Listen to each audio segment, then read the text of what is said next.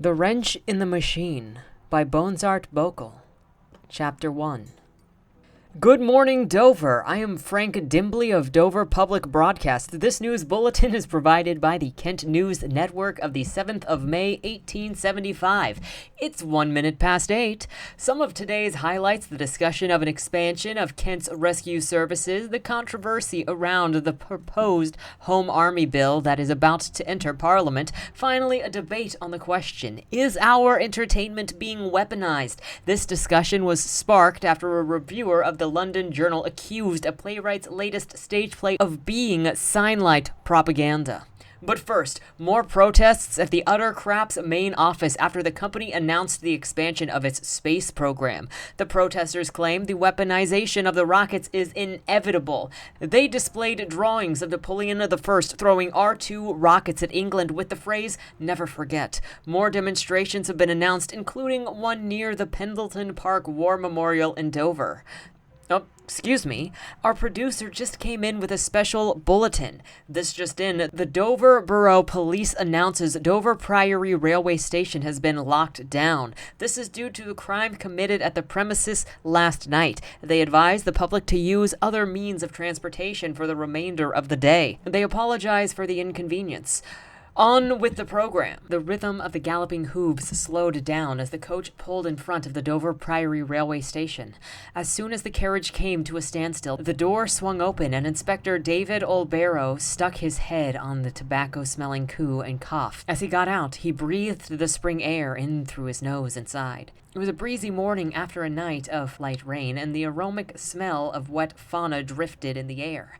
But the moment Olbero began to move, he felt clammy, and the sunlight revealed the unkempt state of his brown tweed waistcoat. Inspector Bigsby followed him outside, ready to produce another cigarette despite finishing the last one just moments ago. Olbero didn't mind his younger colleague's smoking habit that much. It was the stale smell of smoke that bothered him. As Olbero brushed off the fluff from his vest, a young, well, to the inspector's standards anyway, constable dressed in a blue knee-length police coat approached him in a huff. Olbero greeted him first, as was his custom. "Morning, Darby. What do you have for us today?" The young officer saluted and gave his report. "Morning, sirs. It's a weird one. 2 saps dead, both night watchmen. They're cut up bad by a maniac, but that is not the weird thing," he added ominously. "A double homicide is not good enough?" asked Bigsby. "You better see it for yourself, sirs," Derby said, nodding his head slightly, and walked away like a young boy who had something to show off. The inspectors found this behavior odd, but shrugged their shoulders and went along with the constable. The young officer wasn't kidding about the railwaymen. Their lifeless bodies were found beside the train that was scheduled to be unloaded that very morning. Both victims were elderly guards, merely present as a deterrent against petty criminals at night. Now, they lay there in the same position as the moment they were slain. Quite efficiently, or so Olbero thought. Derby explained the situation to him.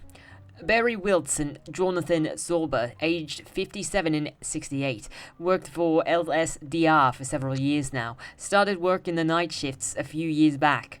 Meanwhile, Olbero looked at all of the signs. The men were killed where they stood. Wiltz was stabbed in the throat with such force that his back was pressed against the sides of the railway carriage and left a trail of blood on the rough boards as he collapsed. Mr. Slowbur had dropped to the ground in fright. Olbero imagined the poor man looking up at his murderer as he tried to shield himself with his arms, which consequently got severed at the elbow. The limb got slashed with such force it lay 6 feet away from the body on the terminal floor. Then Slowbur was stabbed several times in the throat and chest as if he was a pincushion. Olbero bent his knees and inspected the severed arm on the terminal floor, still clutching the handle of an electric lantern. The cut seemed clean. Surgical, clean. No axe could have done so without rending the flesh. There was too much force applied for a knife. A saber, perhaps? The inspector still found it unlikely. Squatted, Bigsby carefully observed his quarry, Mr. Wiltz. One straight horizontal stab through the artery and went straight out of the back of his neck, right into the panel behind him, Bigsby remarked as he rose to his feet. He then pointed out the deep cut mark in the sideboards near the top of the blood trail. "The murderer severed the spine, looks like." "That rules out an axe," groaned Olbero as he raised himself. Bigsby, What is the distance between these bodies? His colleague took position between the corpses and spread his arms wide. Both in arm's reach. Seems a bit neat for an ordinary criminal, he concluded. I suppose the victim found the trespasser, approached them, and once in reach, they were attacked. Indeed, said Old Barrow, looking at the severed arm. They were too close together to be stabbed by a saber like that, and the murderer couldn't have looked that threatening if they approached him voluntarily. He could have concealed a weapon then, Bigsby thought out loud.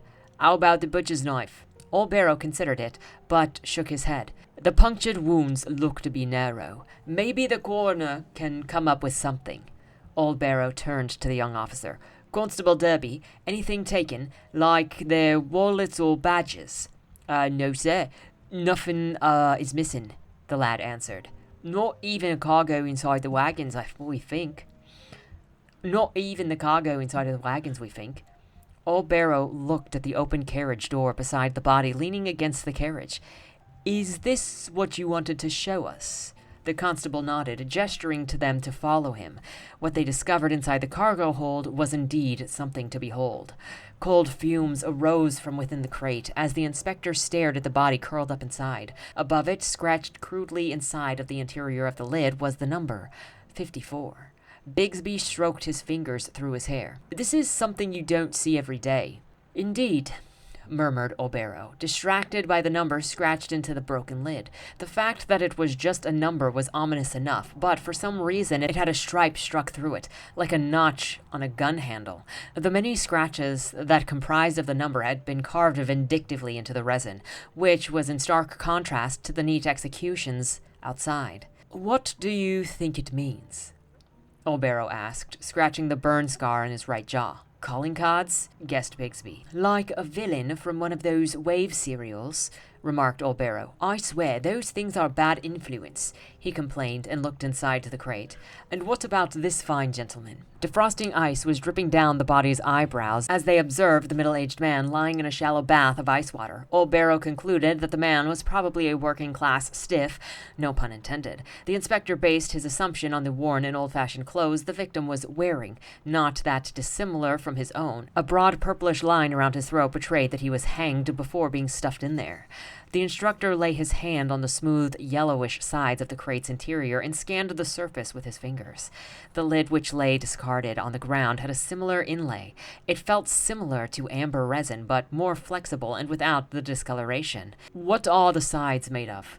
Plastic, I suspect, responded Bigsby. Utter crap complains. Plastic will replace amber resin and most metal alloys in the next 20 years. Bigsby was always on top of the new developments. Maybe it was just his generation, hooked on wavecasters and eager to hear what could await them in the future. Old Barrow knocked on the plastic with the knuckle of his index finger. It produced a hollow sound. It's probably a vacuum in there, Bigsby continued. This is how the contents remained frozen until the murders broke the lid. Meanwhile, Old Barrow was looking at the two other crates of similar size that had been broken open. These contained boxes and random trinkets, but no obvious damage from implements like a crowbar was to be seen. Whatever the case, the murderer was looking for something. Old Barrow turned to Bigsby. How long do you think the bodies have been here? Based on the French labels on the box, I'd say less than 2 weeks. I can probably tell the rigor mortis had time to set in due to ice. Old Barrow moved the victim's trouser legs and laid bare the purplish blue skin. Does this look broken to you? A trauma to the lower leg, mostly heavy bruising and abrasions due to being tied up. There are similar injuries on his wrists. The ankle seems to have contracted oddly, might be due to trauma. So, he was either in a fight or tortured. Then he was hung by his neck. Old Barrow put his hands to his sides. Why bother breaking into the carriage after murdering 2 men just to open this crate? Maybe they wanted us to find the body? You know, get us on the trail of those who put him in there. The other inspector finished his thoughts. And then we take care of their competition? Other than that, Bigsby pondered out loud. If the body itself was so valuable, why leave it? Maybe he was expecting something else, suggested Old Barrow.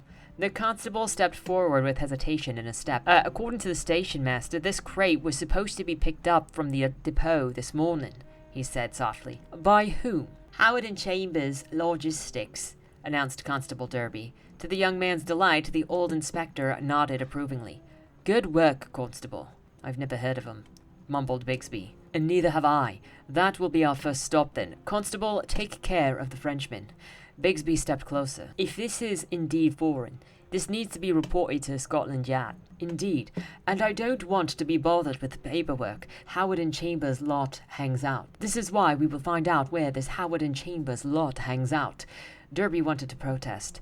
Sir, if you don't look at it as valuable work experience, Constable, Oldborough rebutted. Also, you get to show your face at the Chief Inspector's office when he needs to sign the formal forms. I suppose. Good man. Give me the address and we are good to go.